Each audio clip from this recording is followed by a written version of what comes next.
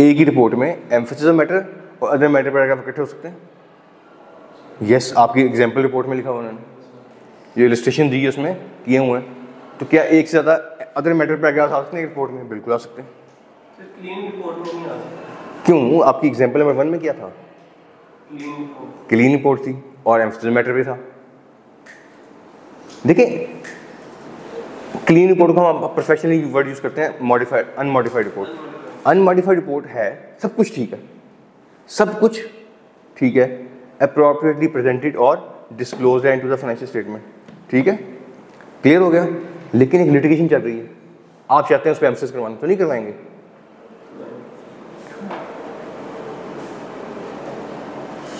समझ गए? क्लियर है जी? क्या एडवर्स के साथ एम्फेसिस आ सकता है? आ सकता है। समझ गए? क्या डिस्क्लेमर के साथ आ सकता है? आ सकता है। कोई स्टैंडर्ड मना नहीं करता, कोई ऐसी प्रोहिबिशन नहीं है। याद रहेगा? मटेरियल स्टेटमेंट स्कोप लिमिटेशन के आगे स्कोप लिमिटेशन के आगे आता है बियॉन्ड कंट्रोल जोन से आते फैक्टर। सर मैटर पैराग्राफ में भी कैटास्ट्रोफिक कंडीशंस में लिखा है a major catastrophe that has or continue to have. Sir same है, रिलेट करके दोबारा बोलें।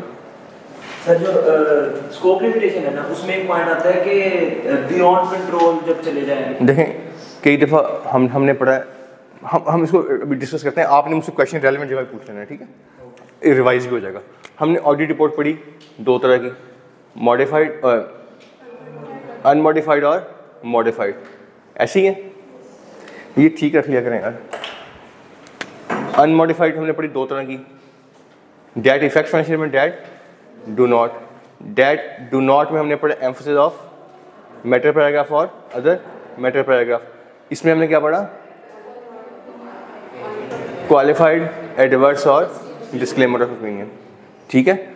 हमने पढ़ा यहाँ से हम कब मूव करते हैं, बिकॉज ऑफ 2 रीजंस, वो है मटेरियल मिसस्टेटमेंट और स्कोप लिमिटेशन। ये कल आपने स्टैंडर्ड से पढ़ा है।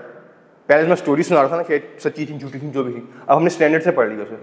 उसने क्या कि 2 रीजन होगी, मटेरियल मिसस्टेटमेंट होगी या auditor's inability to obtain sufficient appropriate और एविडेंस। इतनी बड़ी बात को मैंने शॉर्टली कह दी, स्कोप लिमिटेशन। ठीक हो गया? हाँ जी जी बोलें।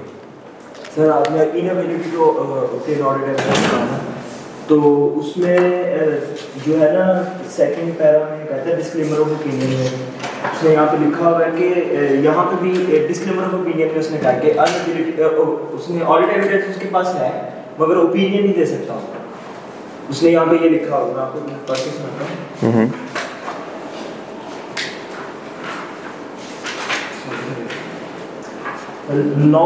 Notwithstanding having obtained sufficient appropriate audit evidence regarding each of the individual uncertainties, it is not possible to form. नहीं, ये एक्सेप्शन है, ये पॉइंट नंबर 2 है जी। हाँ जी, इसको भी छोड़ दें हम, या मल्टीपल अनसर्टेनिटी लिखा होगा, मल्टीपल अनसर्टेनिटीज, इसको छोड़ दें, ये इसको हम वहाँ जाके पढ़ेंगे। ये एक स्पेसिफिक इवेंट है और ये हम जुलाई के आखिर से पढ़ेंगे जाके इंशाल्लाह, ठीक है। हम इसको लेटर ऑन पढ़ेंगे, अभी मैं पढ़ाऊंगा आप लोग कंफ्यूज हो जाएंगे, अभी ऑब्जेक्टिव ही नहीं है पढ़ाने के लिए, ठीक है। जब हम स्टैंडर्ड पढ़े होंगे तभी आएगा, तब आप इतने मैच्योर हो चुके होंगे, आप इसे पढ़ लेंगे इंशाल्लाह, ठीक है। और सर एक है कि जो अदर मैटर पैराग्राफ है ना, उसने elaborate on matters that provide further explanation of auditor responsibility. इसकी मुझे समझ ये इसको नहीं, आप बहुत डिटेल में चलेंगे। अभी जितना मैं पढ़ा रहा हूँ ना, उसको इतने पे वो आप स्टैंडर्ड फिर मैं पढ़ाऊंगा ना, फिर इसको डिटेल में पढ़ेंगे इंशाल्लाह, ठीक है। अभी वो बहुत प्रीमेच्योर हो जाएगा। अभी सिर्फ मुझे ये एश्योरेंस चाहिए कि ये आपको बातें समझ आ गई।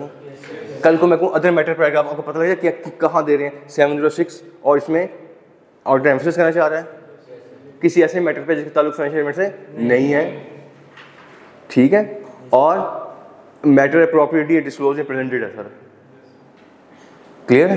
डिटेल में मैं इंशाल्लाह पढ़ाऊंगा, वो मेरी रिस्पॉन्सिबिलिटी है, पढ़ा के दूंगा, उसके बगैर हम सेशन ख़त्म कर ही नहीं सकते, ठीक हो गया। ये क्लियर है यहाँ तक? अच्छा, यहाँ पे भी कॉन्सेप्ट आ गया परवेसिवनेस का, ठीक है। हमने क्या पढ़ा फिर? मैटर अगर परवेसिव है, sorry material but non pervasive, not pervasive है और मटेरियल होने के साथ साथ परवेसिव भी है। तो यहाँ पे हम क्वालिफाइड रिपोर्ट दे रहे थे, यहाँ पे एडवर्स और यहाँ पे डिस्क्लेमर ऑफ ओपिनियन दे रहे थे। ठीक है, ये तीनों मसले हल हो गए, क्लियर है। अच्छा, यहाँ पे हमने कुछ चीज़ें पढ़ी थी कि ये 3 तरह से मिसस्टेट होगा और ये 3 तरह से स्कोप लिमिटेशन आएगी। ठीक है, एक साथ wrong selection of accounting policy, application of accounting policy, disclosure deficiency थी। फिर impose by management, impose by circumstances beyond control और नेचर एंड टाइमिंग ऑफ। ठीक है, इसकी वजह से ये प्रॉब्लम आएंगी, हम अल्टीमेटली में ये फॉर्म ऑफ ओपिनियन देना पड़ेगा। ठीक हो गया, क्लियर है जी। अच्छा, फिर हम आगे 706 पे। 706 हमने कैटेगोरिकली पढ़ा, तब एप्लीकेबल होगा, 705 एप्लीकेबल नहीं होगा। 705 एप्लीकेबल कब नहीं होगा? जब ये दोनों मसले नहीं होंगे, ये वाले, ना ये होगा ना ये होगा, तब जाके हम कहेंगे कि 706 एप्लीकेबल है। वो भी तब जब 705 एप्लीकेबल नहीं है, 705 एप्लीकेबल नहीं है और कोई ऐसा मैटर है जो ऑडिटर समझता है उसकी प्रोफेशनल जजमेंट के मुताबिक that matter needs attention of the user, तो उसको एम्फेसिस करवाने के लिए वो क्या करेगा? एम्फेसिस मैटर पैराग्राफ ऐड करेगा या क्लियर हो गया? इन दोनों में क्या डिफरेंस है? ये तब ऐड होगा जब आप किसी ऐसे मैटर को हाईलाइट करेंगे जो फाइनेंशियल स्टेटमेंट से बिलोंग करता है, उसमें रिलेट करता है उसे। अगर अदरवाइज है तो फिर अदर मैटर पैराग्राफ। ठीक होगा? सर ये ऑडिट रिपोर्ट तो हम फाइनेंशियल स्टेटमेंट ही देते हैं ना, सारा कुछ उससे रिलेट करता है। सर ये अदर मैटर पैराग्राफ, ठीक, अदर मैटर पैराग्राफ के 6 के करीब एग्जांपल्स हैं स्टैंडर्ड ने दी हैं, जिसमें से एक या 2 ये डिस्कस कर रहे थे। ठीक है, इसकी भी 4 के करीब एग्जांपल्स हैं जो स्टैंडर्ड ने दी हुई हैं। ठीक है, इसकी तो मैंने आपको एग्जांपल खुद भी दे दी है कि एक पैरासीटामोल वाला केस चल रहा है, हाईलाइट कर दिया आपने उसको। ठीक है, ठीक है, आप आए एग्जांपल्स में, यहाँ पे एग्जांपल्स में अदर एम्फेसिस मैटर पैराग्राफ की।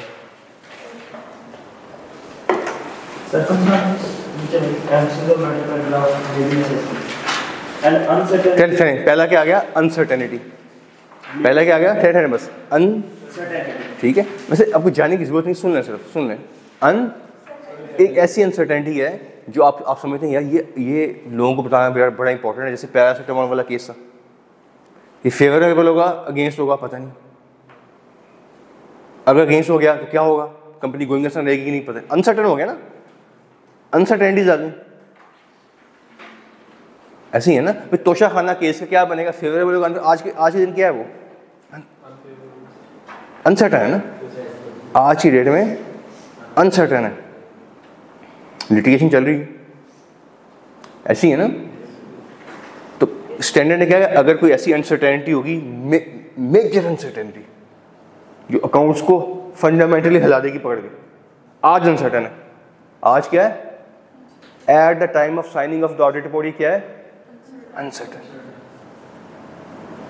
तो ऑडिटर क्या करे इस पर? जो चीज़ खुद अनसर्टेन है, क्या उस पर रिजनेबल एश्योरेंस देते? क्या करे उस पर? वो क्या करता है? रिपोर्ट देगा और कह देगा यार लोगों को ये अनसर्टेन है, ये इस पर ज़रा अटेंशन दे दें बस। अब डिसीजन जो करना है अपनी देख के करें ज़रा, समझ गए? याद रहेगा। दूसरा से कहा मेजर कैटास्ट्रॉफ आ गया कोई, अर्ली एप्लीकेशन। हाँ जी, अर्ली एप्लीकेशन। ठीक है, तीसरा क्या है? तीसरा है when a financial reporting framework prescribed by law और लेजिस्लेशन। आगे हैं, आगे हैं। फिर है when facts become known to the auditor after the date of। चलिए ये एग्जांपल्स हम बाद में डिस्कस करेंगे सारी, ठीक है, क्योंकि अभी हमने स्टैंडर्ड्स नहीं पढ़े हुए, अभी इसको डिस्कशन में फायदा नहीं है। हम एक एक एग्जांपल के पीछे परेशान हो जाएंगे, हम हमारा टाइम बहुत वेस्ट हो जाएगा इस पर।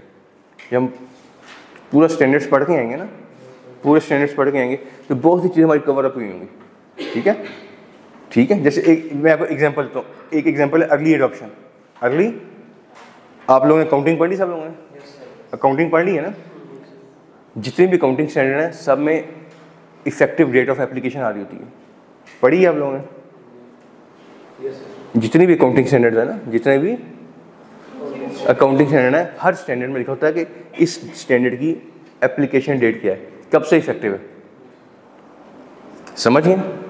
अगर आपने पढ़ लिया है तो ठीक है, नहीं पढ़ा तो गुजारा आपको हो गया, आइंदा पढ़ लिया करें। आइंदा से जब अकाउंटिंग पढ़ेंगे फाइनल लेवल पे या FAR 2 में पता हो कौन सा स्टैंडर्ड कब से एप्लीकेबल है। ठीक हो गया, कोई मसला? अच्छा, जहाँ इफेक्टिव डेट लिखी होती है ना, मैं अकाउंटिंग पढ़ा रहा हूँ, ऑडिटिंग नहीं पढ़ा रहा। अकाउंटिंग में लिखा होता है this standard is effective from this date, ठीक है। अगली लाइन लिखी होती है अर्ली एडॉप्शन इज परमिसिबल।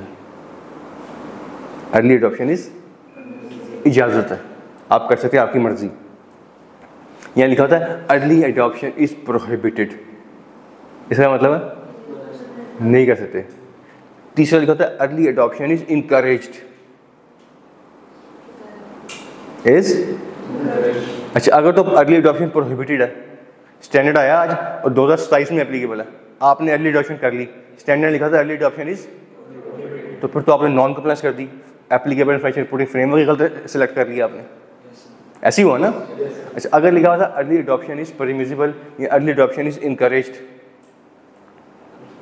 फिर आप कर सकते, आपने कर लिया, स्टैंडर्ड की नॉन कंप्लायंस होने की, फ्रेमवर्क की नॉन कंप्लायंस।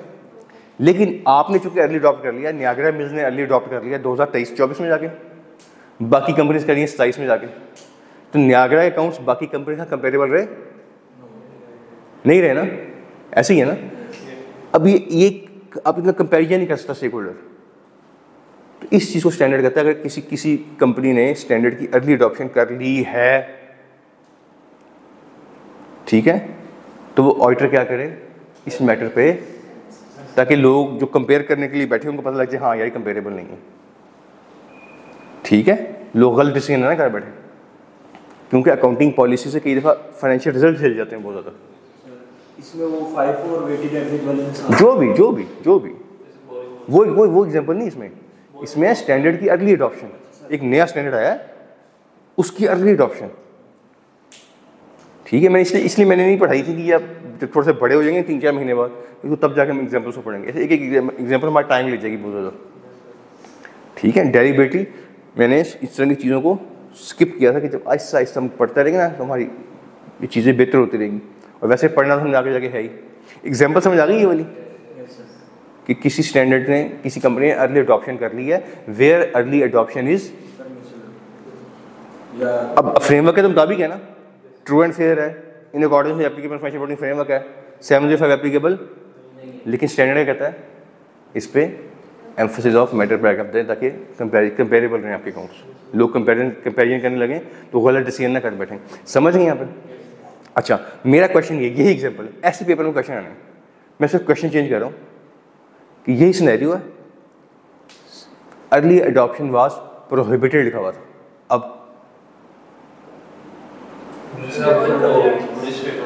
अब तो ये क्या हो गई misstatement, non compliance of applicable financial reporting framework.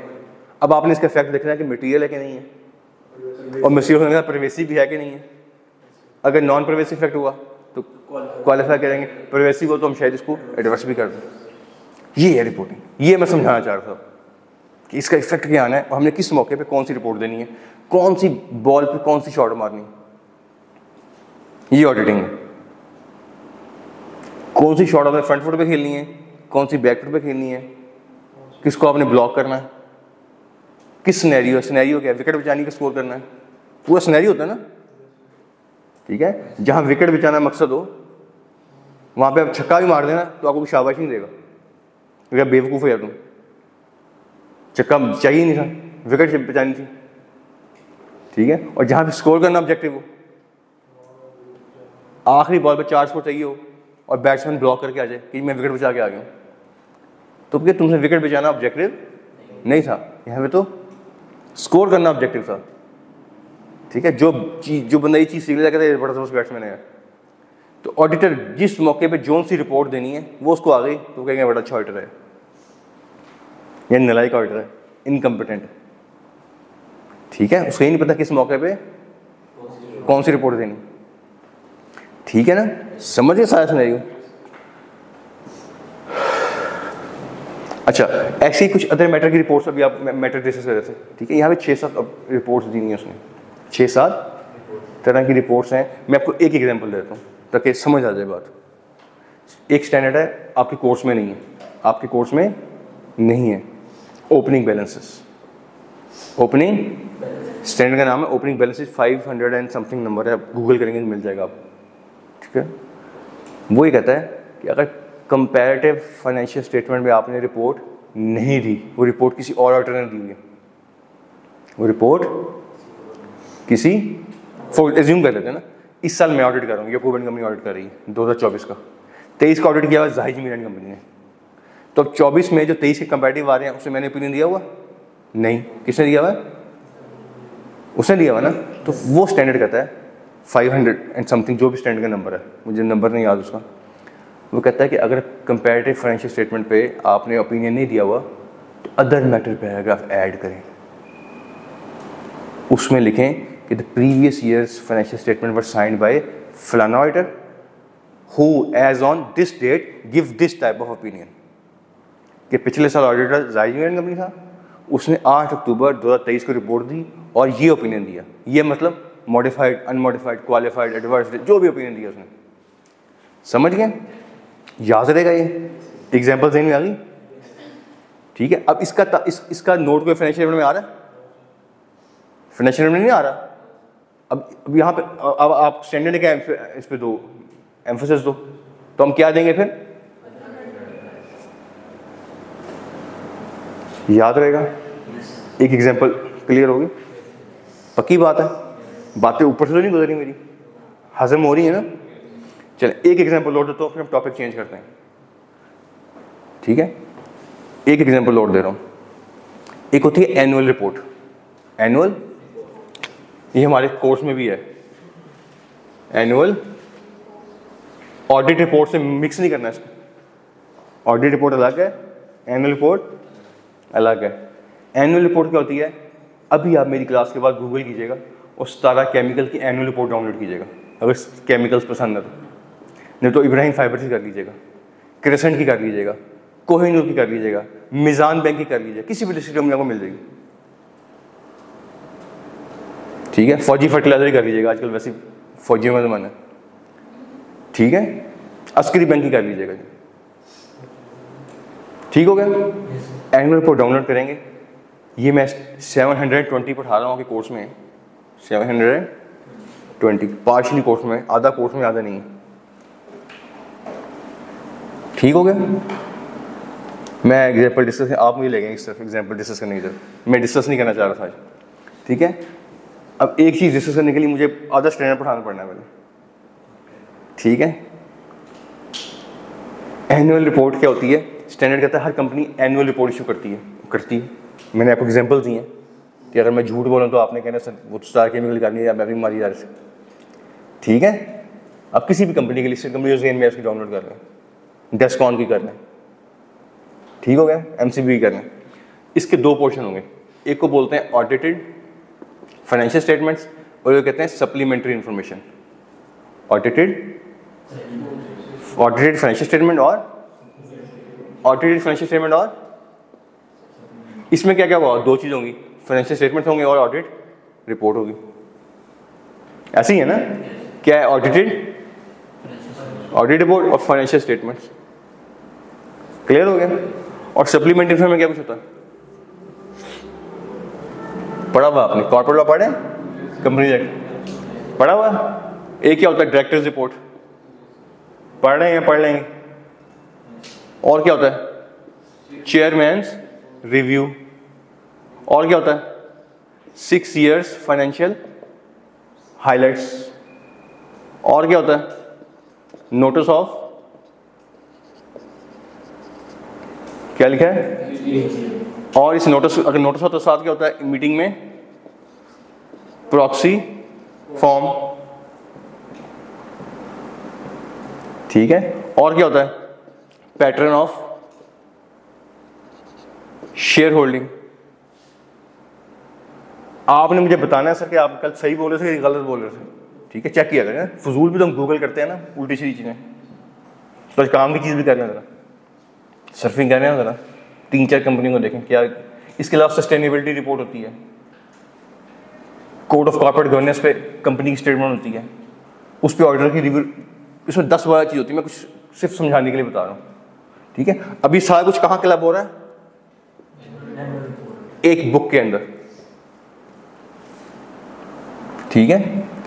यहां पे ऑडिटर कह रहा है फाइनेंशियल में लॉस आ रहा है, और ऑडिटर कह रहा है लॉस है, लॉस आ रहा है ना, एज्यूम कर रहा हूं, ठीक है। यहां पे डायरेक्टर साहब कह रहे हैं कि we are pleased to announce our results, हमने बड़े प्रॉफिट्स अर्न किए, बड़ी ज़बरदस्त कैश फ्लो थी हमारी, फाइनेंशियली बड़ा ज़बरदस्त ईयर रहा हमारा, ठीक है। समझ आ रही है मेरी बात? यहाँ पे क्या आ रहा है? यहाँ डायरेक्टर साहब ने रिपोर्ट ही आना शुरू की, we are pleased to announce our results. हम जब चांद पे 6 मरला जगह ले ली हमने 6 कनाल की, और हम मल्टी स्टोरी बिल्डिंग चांद पे बनाने जा रहे हैं, जुपिटर में हम 6 स्टार होटल बनाने जा रहे हैं, वो बड़ी बड़ी छोड़ हैं रिपोर्ट में। और यहाँ पे क्या आ रहा है? यहाँ पे अगर आ रहे हैं जनाब हाई राइज बिल्डिंग्स बनाने जा रहे हैं, जो यहाँ पे क्रेडिटर्स को देने के लिए पैसे नहीं है, वो गंदी गंदी गालियाँ निकालते हैं रोजाना आके, ठीक है। बैंक वाले रोजाना रात को पहुंचे होते हैं घर इनके। और यहाँ पे क्या करने जा रही है? हम नया यूनिट लगाने जा रहे हैं। अब कॉन्ट्राडिक्शन आ गई ना, कॉन्ट्राडिक्शन आ गई ना। जो स्टेक होल्डर है वो उसके पास ये रिपोर्ट आई है, वो पढ़ रहा है इधर लॉस, इधर डायरेक्टर साहब कह रहे हैं ये हो गया वो हो गया, चौका छिका, ठीक है। तो जो स्टेक होल्डर है ना, उसके माइंड में आएगा कि यार कहीं ऑडिटर तो नहीं गलत कह रहा, आएगा ना, हो सकता है ऑडिटर गलत कह रहा हो यार, ठीक है। तो 720 स्टैंडर्ड जो है ना, ऑडिटर की रिस्पेक्ट का बड़ा ख्याल रखता है, वजह इसकी रेपुटेशन खराब नहीं होनी चाहिए ऑडिटर की, ठीक है। 720 कहता है कि अगर आपको लगता है कि सप्लीमेंट्री इंफॉर्मेशन में मैनेजमेंट बोंगियां मार रही है, गलत के बात कर रही है, ठीक है, तो आपकी रेपुटेशन से इंपेयर हो सकती है, तो क्या करें अपनी रिपोर्ट में। अब डायरेक्टर रिपोर्ट का ताल्लुक फाइनेंशियल स्टेटमेंट से नहीं है, ठीक है। तो यहां पे क्या बात ऐड करते हैं? We draw attention of the user to note number this of the, या chairman review in which chairman ने ये बात की है, बकवास की है, गलत की है, अनफेयर है, फाल्सिफाइड है, ताकि पढ़ने वाले को फौरन तसल्ली कि हाँ ऑडिटर ठीक है, ये गलत कह रहा है। समझ गए? मैं एग्जांपल डिस्कस नहीं करना चाहता, इनकी शर्त है, ठीक हो गया? बात समझ गए? अदर मैटर पैराग्राफ की इंपॉर्टेंस क्यों है? अब बात बताएं, अब जो स्टेक होल्डर रिपोर्ट पढ़ेगा, अदर मैटर पैराग्राफ पढ़ेगा, फॉरन डायरेक्टर रिपोर्ट पर जाएगा, पता लगा अच्छा यार ये इसने गलत बात कर रहे हैं, ये ऐसे नहीं, ऑडिटर ठीक है। Got my point? पक्की बात है, वेरी गुड। इसलिए मैं ये एग्जांपल्स आपसे जिसमें नंबर लिख दिए थे और कोशिश की थी कि आप लोग आगे चलें, इसमें रेलेवेंट मौके पे आगे पढ़ा दूंगा, ठीक है। क्योंकि आपने 620 पढ़ा होता, जब पढ़ेंगे 620 तो आपने मुझसे पूछना नहीं था, ऐसा ये पता आगे चले, आगे चले, ठीक हो गया? पक्की बात है जी, कोई मसला नहीं, आपके सामने मैं एरिया से टॉपिक चेंज करने लगा हूँ, जल्दी से पूछें, कोई कंफ्यूजन में अवेलेबल नहीं। वो क्वेश्चन जो डिस्क्लेमर ऑफ ओपिनियन में भी यानी कि ऑडिट एविडेंस ऑब्टेन कर लेता है, वैसे क्वालिफायर में भी और रिवर्स में भी उसके पास ऑडिट एविडेंस होता है। दोबारा बताएं। डिस्क्लेमर ऑफ ओपिनियन जब वो देता है, सेकंड पैराग्राफ जो है यहाँ पे लिखा हुआ है, यार माफ़ी दे देंगे ना पूछें आज, ओके, वो उसमें फिर आधा घंटा लग जाएगा, वो रेलेवेंट है, वो मैं पढ़ाऊंगा इंशाल्लाह। अभी ऑब्जेक्टिव क्या है? अभी ऑब्जेक्टिव समझें। मैंने 700, 705 और 76 अभी आपको नहीं पढ़ाया, मैं कसम खा रहा हूँ, मैंने पढ़ाना है, ठीक है। मैं इंशाल्लाह पढ़ाऊंगा, जिंदगी रही तो, सेहत रही तो इंशाल्लाह, ठीक है। अभी का ऑब्जेक्टिव समझें। अभी का ऑब्जेक्टिव ये है कि कल को पढ़ते हुए वर्ड आ गया एम्फेसिस ऑफ मैटर पैराग्राफ, तो वहां पे चौकड़ी वहां के बैठनी है, नहीं नहीं नहीं हमें बताया मिला ये होता है, हम नहीं आगे जा रहे, ठीक है। तब मेरा ऑब्जेक्टिव कि जब एम्फेसिस मैटर पैराग्राफ हमें पता है एम्फेसिस क्या होता है, हमें पता है डिस्क्लेमर, हमें पता है परवेसिवनेस क्या है, और हमें पता है अदर मैटर पैराग्राफ क्या है और क्यों देते हैं, हमें पता है 705 क्या है और 706 क्या है और 700 क्या है। एक नई चीज़ आ गई आज, 710 20 क्या है, बस ये ऑब्जेक्टिव है। आगे पढ़ाना है इंशाल्लाह, मैंने एक एक लाइन पढ़े, कोई इसमें रहेगा नहीं इंशाल्लाह। जो आपके कोर्स में है ना, इससे एडिशनल पढ़ाऊंगा इंशाल्लाह, ठीक है। और अभी देखें ना, अभी यानी अगर आपको जो कुछ बोर्ड पे लिखा हुआ है ये अगर समझ आ गया ना, तो यू आर लकी कि बुक खोले बगैर, हमने कभी बगैर बुक से पढ़ा आज तक हम कितने साल, 22-22 साल के, तो किसी के साल के तो हो गए ना आप लोग, 18-18, 20-20 साल के, पढ़ा कुछ बगैर बुक के हमने आज तक नहीं, ठीक है। तो अगर हमें समझ आ रहा है बुक खोले बगैर, तो ये लेकिन मैंने आज तक एक आधे मैटर के अलावा बुक नहीं खुलवाई आपकी, ठीक है। अगर बुक पे लेके गया हूँ, इसलिए लेके गया हूँ, तो आप लोगों को लगेगा यार बुक से ही पढ़े हम, आप लोग जाके वो किनार उठाना ब्लॉक कर देंगे, समझ ही नहीं आ रही, एहतजाज हम नामंजूर हम नहीं मानते जुल्म के निज़ाम को, ठीक। तो इससे बचने के लिए मैंने किताबें खुलवाई हैं, यार ये बुक्स खोल लें, जो कुछ बुक्स में वही पढ़ रहे हैं। और कल हमने चेक भी किया, ऐसी था जो हमने 6 एग्जाम्पल डिस्कस की, 6 की 6 ऐसी थी, ठीक है। 2 ही मैटर्स है जिसकी वजह से 705 एप्लीकेबल था, ठीक है। और 706 में 2 ही चीज़ें हैं, तीसरी कोई चीज़ ही नहीं आपके सामने, तो ऑब्जेक्टिव ये है इसका। क्लियर हो गया जी? कोई मसला? ऑडिट रिपोर्ट क्लियर है? अभी तक आपको पता लग गया कौन सी रिपोर्ट कब देनी है, ठीक है। ये अगर ये पता लग गया तो आधे स्टैंडर्ड हो गए आपके, बिलीव करें आधे। सिर्फ क्या रह गया है कि कौन सी रिपोर्ट कैसे लिखनी है, लिखनी कैसे है ये रह गया। कौन सी रिपोर्ट देनी है, देखिए जब पेपर आता है ना आपको, तो पेपर में आप बॉल पेन बंद करते हैं ना, बैठते हैं कि मैं कौन सी रिपोर्ट देनी है, यहाँ पे क्या बनता है, आधा काम सोचने में लगता है, ब्रेनस्टॉर्मिंग में लगता है। तो अगर ये आपको पता लग गया है तो इनफ है, ठीक है। बाकी रिपोर्ट राइट कैसे करनी है, रिपोर्ट की ड्राफ्टिंग कैसे करनी है, वो तो हम पढ़ेंगे जाके इंशाल्लाह, ठीक हो गया जी। ये बोर्ड साफ कर दीजिएगा, ये मेरी बुक है।